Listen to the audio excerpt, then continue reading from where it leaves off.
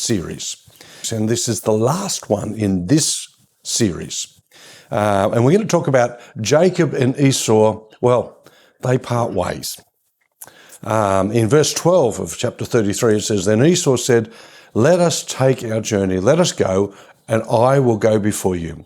But Jacob said to him, 'My Lord knows that the children are weak, and the flocks and the herds which are nursing are with me. And if the men should drive them hard one day, all the flock will die.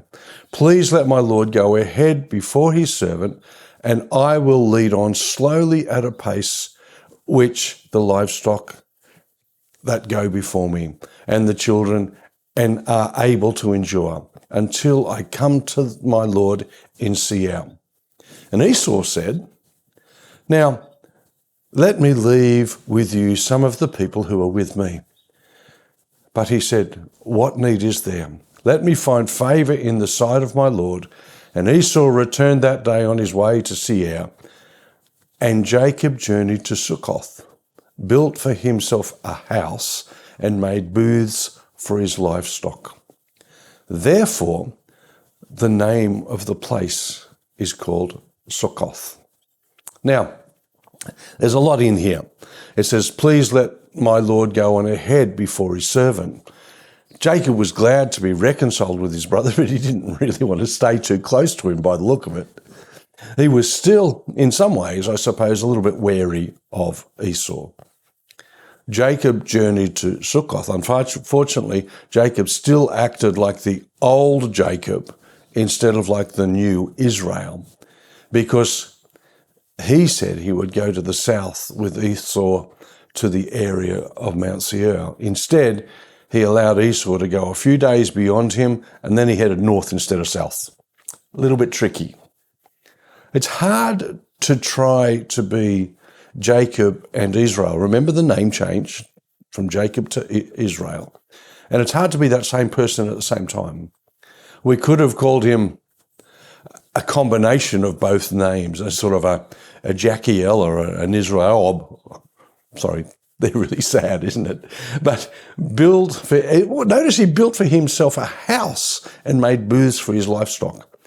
God had appointed Abraham, Isaac, and Jacob to live in the land, but in tents as sojourners. The building of a house is perceived by some theologians to be a disobedient and an unwise settling down. Yet at Succoth we read that he built booths, scarcely houses, I suppose, but they're more than tents. And it was a compromise. A compromise is often worse than a direct or overt disobedience of the command. He dares not erect a house, I suppose, or a station or something. He builds a booth and thus shows a desire for a settled life. In verses 18 to 20, Jacob talks about coming to Shechem. Then Jacob came safely to the city of Shechem, which was in the land of Canaan. When he came from Padam Aram, he pitched his tent before the city, and he bought the parcel of land where he pitched his tent from the children of Hamor, Shechem's father, 100 pieces of money. Then he erected an altar, and he called it El Eloah Israel. He pitched his tent before a city. It is good that Jacob came to the promised land and he settled there, but he came short of full obedience, I suppose, because it seems that God directed him to return to Bethel. This time in Shechem would not be good for Jacob and his family. Then he erected an altar and called it El Eloah Israel.